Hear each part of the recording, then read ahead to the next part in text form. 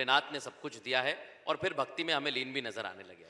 नहीं, मैं तो बचपन से ही रहा हूँ क्योंकि मैं आता ही एक ऐसे परिवार से हूँ। मेरे दादाजी थे, वो आर्मी में थे। बहुत अच्छी बात है। तो मैं तो आया ही उस परिवार से हूँ जहाँ देशभक्ति की और पूजा तो पाठ की सनातन और चीज़ें होती राष्ट्रवाद हैं। के बारे में अमित भड़ाना क्या सोचते हैं?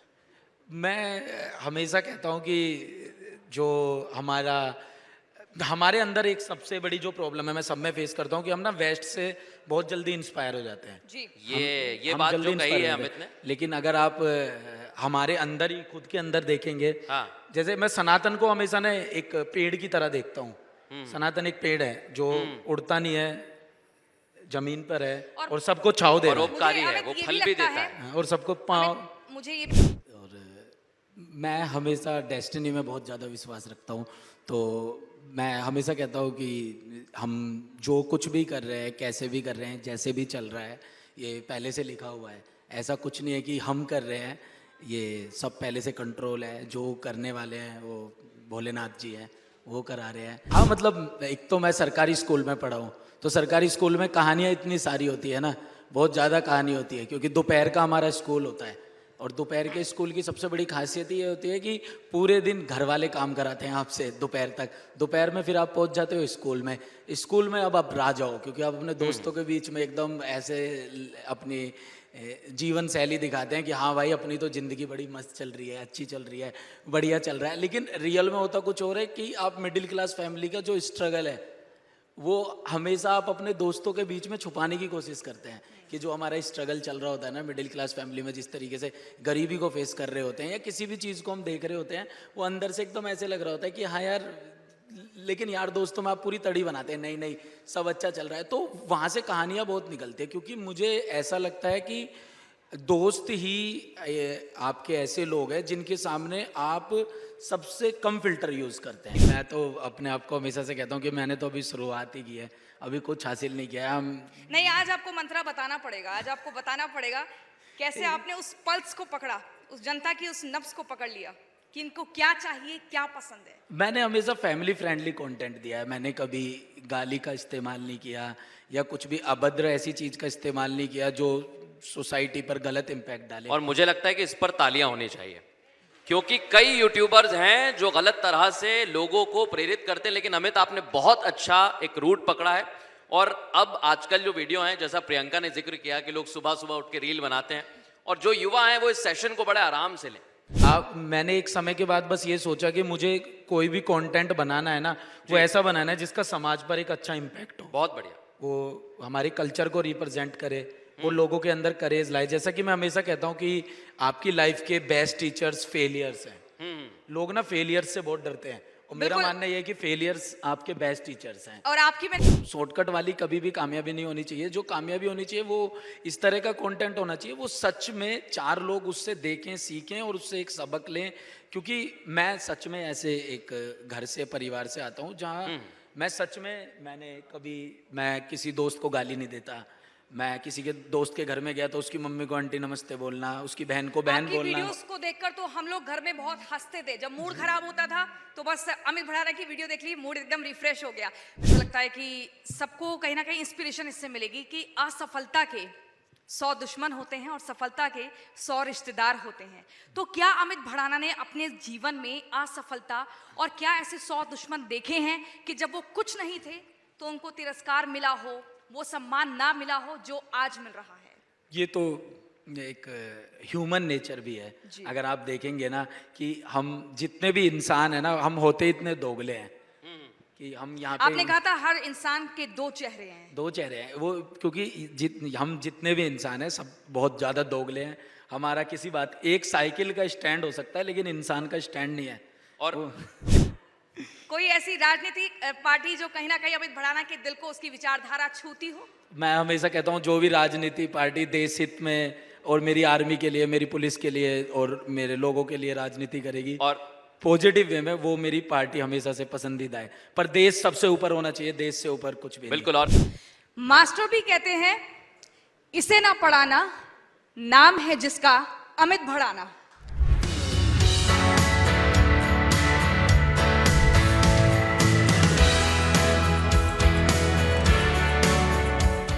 तालियां होनी चाहिए देखिए एक फेमस डायलॉग है अमित भड़ाना का, ना कोई गुरूर ना कोई कसूर, इसीलिए है आजकल अमित भड़ाना इतने मशहूर। और इस मशहूर हस्ती के लिए तालियां रुकनी नहीं चाहिए, क्योंकि ये वो एक शख्सियत है जिसने फर्श से अर्श पर एक दमदार अपना मकाम बनाया है।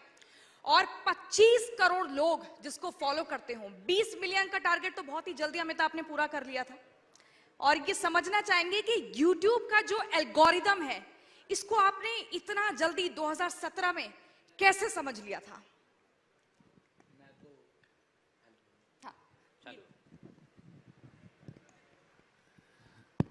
Hello hello hello. हाँ जी, सबसे पहले तो आपका आभार, आपने इतना अच्छा मेरा परिचय दिया।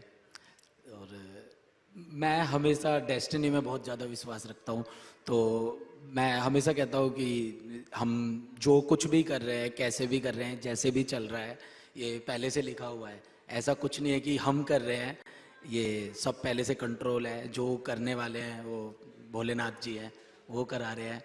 बात है एल्गोरिदम समझने की, तो मैं तो एकदम गांव का एक साधारण सा लड़का था। मैं बुलंदशहर में मेरा जन्म हुआ। 5 साल का फिर मैं दिल्ली आ गया। दिल्ली से ही मैंने अपना स्कूल, कॉलेज, लॉ सब मैंने दिल्ली से ही किया। मैं तो मजाक मस्ती में वीडियो बना के यूट्यूब पे डाल दिया करता था। एक होता है ना, एक नटखट स्वभाव होता है। तो अच्छा, जब आप लॉ का जिक्र करते हैं तो मुझे याद आता है कि आपको जज बनना था, लेकिन आप बन गए डायरेक्टर, एक्टर, और लगातार आपकी वीडियोस, शॉर्ट वीडियोस आने लगी। लेकिन ये बताइए, ये सफर कैसे वहां तक पूरा हुआ? लेकिन उससे पहले आपकी हर वीडियोस में मास्टर जी क्यों कहते हैं भाई अमित भड़ाना को नहीं पढ़ाना है, वो आ गया क्लास में हमेशा लेट आ रहा है? क्या आप अपने बचपन की कहानियों को उसमें दर्शाते हैं? हाँ, मतलब एक तो मैं सरकारी स्कूल में पढ़ा हूँ, तो सरकारी स्कूल में कहानियाँ इतनी सारी होती है ना, बहुत ज़्यादा कहानी होती है, क्योंकि दोपहर का हमारा स्कूल होता है। और दोपहर के स्कूल की सबसे बड़ी खासियत ये होती है कि पूरे दिन घर वाले काम कराते हैं आपसे दोपहर तक। दोपहर में फिर आप पहुंच जाते हो स्कूल में। अब आप राह जाओ, क्योंकि आप अपने दोस्तों के बीच में एकदम ऐसे अपनी जीवन शैली दिखाते हैं कि हाँ भाई, अपनी तो जिंदगी बड़ी मस्त चल रही है, अच्छी चल रही है, बढ़िया चल रहा है। लेकिन रियल में होता कुछ और है कि आप मिडिल क्लास फैमिली का जो स्ट्रगल है, वो हमेशा आप अपने दोस्तों के बीच में छुपाने की कोशिश करते हैं कि जो हमारा स्ट्रगल चल रहा होता है ना मिडिल क्लास फैमिली में, जिस तरीके से गरीबी को फेस कर रहे होते हैं या किसी भी चीज़ को हम देख रहे होते हैं, वो अंदर से एकदम ऐसे लग रहा होता है कि हाँ यार, लेकिन यार दोस्तों में आप पूरी तड़ी बनाते हैं, नहीं नहीं सब अच्छा चल रहा है। तो वहाँ से कहानियाँ बहुत निकलती है, क्योंकि मुझे ऐसा लगता है कि दोस्त ही आपके ऐसे लोग हैं जिनके सामने आप सबसे कम फिल्टर यूज करते हैं। और अमित, आपने दोस्ती का जिक्र किया है। पहली बात तो ये कि बहुत सारे आपने वीडियोस बनाए, और युवाओं के लिए YouTube अगर बात करें, क्योंकि आपने एक सीरीज बनाई थी, मैं पढ़ रहा था आपके बारे में, आपने कहा बेरोजगार बैचलर्स, अब यही बैचलर्स YouTube में अपना करियर तलाश रहे हैं, तो अमित भड़ाना उन्हें क्या कहना चाहेंगे, उन्हें क्या पढ़ाना चाहेंगे? मैं तो यही कहना चाहूंगा, पढ़ाई वढ़ाई कर लो यार।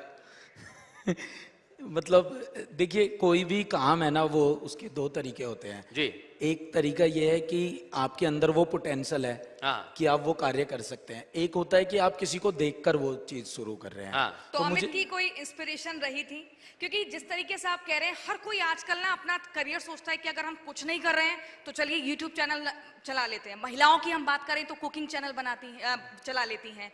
बच्चों की बात करें तो व्लॉगिंग शुरू कर देंगे, सुबह सुबह ही हम सोकर उठे हैं, अब हम जाएंगे अपने कॉलेज, अब हम ये खाएंगे। लेकिन हर कोई उस तरीके से एस्टैब्लिश नहीं हो पाता है जो परचम आपने लहराया। नहीं, मैं तो अपने आप को हमेशा से कहता हूँ कि मैंने तो अभी शुरुआत ही की है, अभी कुछ हासिल नहीं किया है। नहीं, आज आपको मंत्रा बताना पड़ेगा, आज आपको बताना पड़ेगा कैसे आपने उस पल्स को पकड़ा, उस जनता की उस नब्ज को पकड़ लिया कि इनको क्या चाहिए, क्या पसंद है। मैंने हमेशा फैमिली फ्रेंडली कंटेंट दिया है। मैंने कभी गाली का इस्तेमाल नहीं किया या कुछ भी अभद्र ऐसी चीज का इस्तेमाल नहीं किया जो सोसाइटी पर गलत इंपैक्ट डाले। और मुझे लगता है कि इस पर तालियां होनी चाहिए, क्योंकि कई यूट्यूबर्स हैं जो गलत तरह से लोगों को प्रेरित करते हैं, लेकिन अमित आपने बहुत अच्छा एक रूट पकड़ा है। और अब आजकल जो वीडियो हैं, जैसा प्रियंका ने जिक्र किया कि लोग सुबह सुबह उठ के रील बनाते हैं, और जो युवा हैं वो इस सेशन को बड़े आराम से लें, क्योंकि सुबह उठकर तो रील बनाना बड़ा आसान है, लेकिन एक कंटेंट देना जिसका नाम है बिटिया रानी, बिटिया रानी भी बनाया अमित बढ़ाना ने, तो आप इन्हें नजरअंदाज नहीं कर सकते।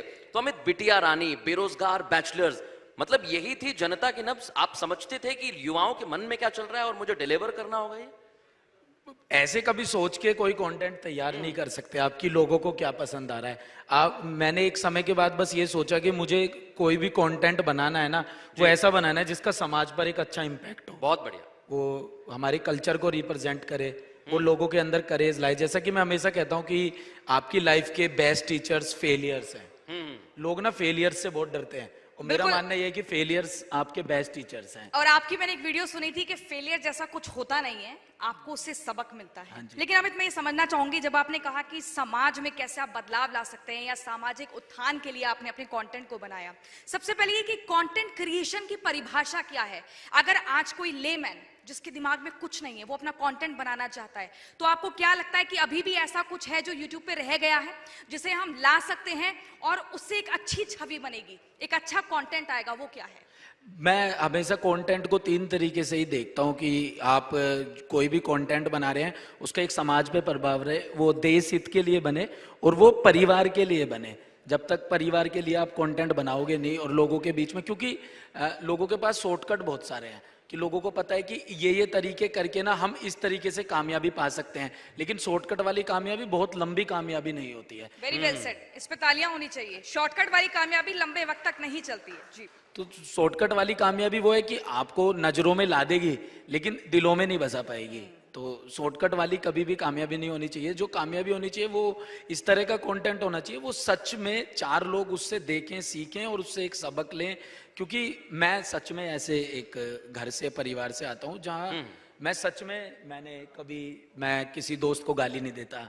मैं किसी के दोस्त के घर में गया तो उसकी मम्मी को आंटी नमस्ते बोलना, उसकी बहन को बहन आपकी बोलना। वीडियोस को देखकर तो हम लोग घर में बहुत हंसते थे। जब मूड खराब होता था तो बस अमित भड़ाना की वीडियो देख ली, मूड एकदम रिफ्रेश हो गया। कोई ऐसा डायलॉग अगर आज आप बोल दें और इस महफिल में सबको हंसा दें एक बार, तो ये तो फिर अरे ये तो बहुत टफ काम दे दिया आपने मुझे। आपके लिए टफ काम नहीं है, हम लोगों के लिए हो सकता है। नहीं मतलब ऐसे तो कुछ ऐसा मतलब मुझे लगता है कि हंसाना आज के समय में सबसे कोई ज्यादा मिमिक्री जो डिफिकल्ट आप है। करते हैं अक्सर? मैं अभी मेरी एक वेब सीरीज आई है एसएससी, उसमें मतलब ऐसे हंसाने वाला डायलॉग नहीं है, लेकिन मुझे बड़ा एक पसंद है डायलॉग। उसमें वो कहता है कि जो एसएससी है कि असफलता के 100 दुश्मन होते हैं और सफलता के 100 रिश्तेदार। तो ये मुझे बड़ा अच्छा डायलॉग लगा था कि अच्छा, मैं आपको एक सिचुएशन देती हूँ। एक सिचुएशन, आप क्लास में लेट गए हैं, मास्टर जी ब्लैक बोर्ड पर कुछ लिख रहे हैं और आप डर रहे हैं कि अब मैं क्या बोलूं, कहीं बाहर भेज दिया तो। उस सिचुएशन में जब आपकी डांट पड़ रही हो तो आप किस तरह का बहाना बनाएंगे और मास्टर जी को कन्विंस करेंगे कि आपको क्लास के अंदर एंट्री मिल जाए? आपको अपने अंदाज में एक्टिंग करके बताना है, साधारण तरीके से नहीं। मैं उनको बोल दूंगा कि भाई ऐसी एंट्री लेने दो, वरना मैं अभी अर्नब जी से बात करा देता हूँ आपकी वो। नहीं, और देखिए, आपको वही एक्टिंग करके बतानी होगी जो आप करते हैं अपनी वीडियोस में, वही एकदम इनोसेंट वाला जो चेहरा बनाते अच्छा, अमित कर देना चाहिए, मुझे लगता है जनता बैठी हुई, एक बार कर दो। अच्छा, मुझे इससे संबंधित एक किस्सा अपना याद हाँ, है। किस्सा सुना दो। कि एक बार मैं क्लास में लेट हो गया था। मैं 12th क्लास में पढ़ता था, कॉमर्स का मैं विद्यार्थी था। तो मैं क्लास में लेट हो गया था, तो मेरे बिजनेस स्टडी के टीचर थे, अभी तो वो हमारे बीच में नहीं है, उनका देहांत हो गया, लेकिन वो हमारे क्लास टीचर हुआ करते थे। तो मैं लेट पहुंचा, 1 बजे हमारी क्लास स्टार्ट होती थी, मैं 1:45 बजे के आसपास पहुंचा। तो मेरे मतलब मैं जैसी क्लास में घुसा तो मेरे पास कुछ एक्सक्यूज नहीं था बनाने का ना, वो बच्चा होते हैं बचपने में। तो उन्होंने पूछा कैसे लेट हो गया। मैंने कहा सर मैं गेट से एंटर किया मैंने, और वो मॉर्निंग में एक मैम है वो बेहोश हो गई वहां पे, और मैं उनको हॉस्पिटल में लेके गया। अब मुझे ये चीज नहीं पता था कि वो मेरे लिए इतनी भारी पड़ जाएगी, तो वो मेरे से कहते हैं चलो हॉस्पिटल लेके मुझे। तो यहाँ फंस गए थे? कह रहे हॉस्पिटल लेके चल। मैंने अच्छा। कहा सर वो मैम तो को तो अब मैं घर वर छोड़ाया वहां से। कह रहे तू बहुत बढ़िया आदमी हो रहा है कि 12:30 बजे तू स्कूल में आया है और तू उसको हॉस्पिटल में एडमिट भी कराया, तूने उसको ठीक भी कर दिया और उसको तू वापस घर भी छोड़ाया। ये यहाँ पर अमित पकड़ा भी गए थे। और जैसा प्रियंका अभी आप जिक्र कर रही थी, अमित ने जो कंटेंट बनाया है, मैं अमित के कंटेंट से सवाल इसलिए कर रहा हूं क्योंकि अमित ने खुद को स्थापित भी किया और ये बताया बहुत स्कोप है। अब मैं उन युवाओं की बात करना चाहूंगा अमित आपसे, आप उन्हें बताएं बहुत स्कोप है, कहां कहां स्कोप है। क्योंकि अमित बढ़ाना ने कॉमेडी की, कॉमेडी के बाद वो एसएससी करते हैं जिससे कई लोगों का सपना होता है, तो बहुत स्कोप कहां कहां तक है? अब मैं हमेशा, मैं जितने भी यहाँ पे पेरेंट्स बैठे हैं और सभी बैठे हैं, कि मुझे हमेशा एक जनरेशन टू जनरेशन का चेंज नजर आता हाँ, है। हाँ। लाइक अगर आप पहले की जो हमारे पिताजी वाली जनरेशन है, हाँ। वो बच्चों को पैशन को फॉलो करने को बहुत मना करते हैं। वो कहते हैं कि क्योंकि वो सेफ खेलना चाहते हैं, उनका कहना है कि आपको सरकारी नौकरी करनी है, मतलब रिस्क लेना पड़ेगा। रिस्क लेनी उनको पसंद नहीं है, एक पेरेंट्स को, dialogue भी हमारे है। वाले पेरेंट्स को। हाँ। तो अभी जैसे जैसे सोसाइटी थोड़ी चेंज हो रही है, तो स्कोप ज्यादा ऐसे बढ़ रहा है कि अभी लोग पैशन को फॉलो करने के लिए बोलते हैं कि आपके अंदर हाँ। अगर बहुत बढ़िया। गायकी का हुनर है, डांसिंग का हुनर है, जी। पत्रकारिता का हुनर है, तो वो कहते हैं आप कर लीजिए। आपका एक डायलॉग मुझे बहुत अच्छे से याद है और बहुत अच्छा भी लगता है। मुझे लगता है कि सबको कहीं ना कहीं इंस्पिरेशन इससे मिलेगी कि असफलता के 100 दुश्मन होते हैं और सफलता के 100 रिश्तेदार होते हैं। तो क्या अमित भड़ाना ने अपने जीवन में असफलता और क्या ऐसे 100 दुश्मन देखे हैं कि जब वो कुछ नहीं थे तो उनको तिरस्कार मिला हो, वो सम्मान ना मिला हो जो आज मिल रहा है? ये तो एक ह्यूमन नेचर भी है। जी। अगर आप देखेंगे ना कि हम जितने भी इंसान है ना, हम होते इतने दोगले हैं कि हम यहाँ आपने पे कहा था हर इंसान के 2 चेहरे हैं। 2 चेहरे हैं वो, क्योंकि हम जितने भी इंसान हैं सब बहुत ज्यादा दोगले हैं। हमारा किसी बात, एक साइकिल का स्टैंड हो सकता है लेकिन इंसान का स्टैंड नहीं है। और अमित, आपने कहा कि इंसान के 2 चेहरे हैं। अमित जब आए यहाँ पर मंच पर बैठे, उन्होंने कहा कि मेरा कुछ नहीं है, ये सब तो भोलेनाथ का दिया हुआ है। भोलेनाथ की भक्ति भी आजकल अमित आप ज्यादा करते हैं, तो कॉमेडी से पहले से करते रहे हैं या कॉमेडी के साथ साथ आपको लगा कि नहीं भोलेनाथ ने सब कुछ दिया है और फिर भक्ति में हमें लीन भी नजर आने लगे? नहीं, मैं तो बचपन से ही रहा हूँ, क्योंकि मैं आता ही एक ऐसे परिवार से हूँ। मेरे दादाजी थे, वो आर्मी में थे। बहुत अच्छी बात है। तो मैं तो आया ही उस परिवार से हूँ जहाँ देशभक्ति की और पूजा तो पाठ की सनातन और चीजें होती राष्ट्रवाद है। के बारे में अमित भड़ाना क्या सोचते हैं?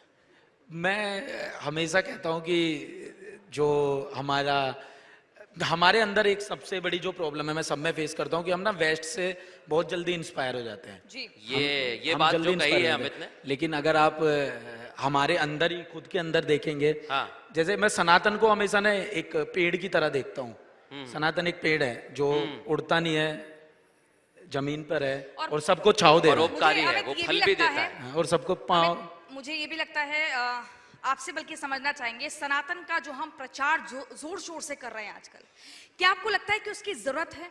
क्योंकि हिंदुस्तान का तो आधार ही सनातन है, ये इतना कमजोर तो नहीं जिसे प्रचार की जरूरत हो। यार एक तो ना सच में तुम जो पत्रकार एकदम इतना ऐसे सवाल पूछ लेते हो, मुझे 1 मिनट को लगा मैं किसी पार्टी से आया हूं, मैं क्या बोलूं। नहीं नहीं अमित, एक बात देखो, रिपब्लिक का देवाक्य रहा है राष्ट्र सर्वोपरि। जी। और जब आप कहते हैं कि आपने बचपन से सीखा है, तो पेड़ परोपकारी होता है, जी। जो देता है और उसे देना आता है। और अमित ने भी सोसाइटी को बहुत कुछ दिया है, विशेष तौर पर युवाओं को। लेकिन अमित भड़ाना का अगला लक्ष्य क्या है? अगला लक्ष्य क्या चाहते हैं वो, कि भारत का युवा क्या करे? क्योंकि आपने कहा कि मैं छोटी सी जगह से उठा और ऊंचाई तक का सफर तय किया, तो अब अमित भड़ाना क्या देखते हैं, क्या करना चाहिए भारत के युवा को?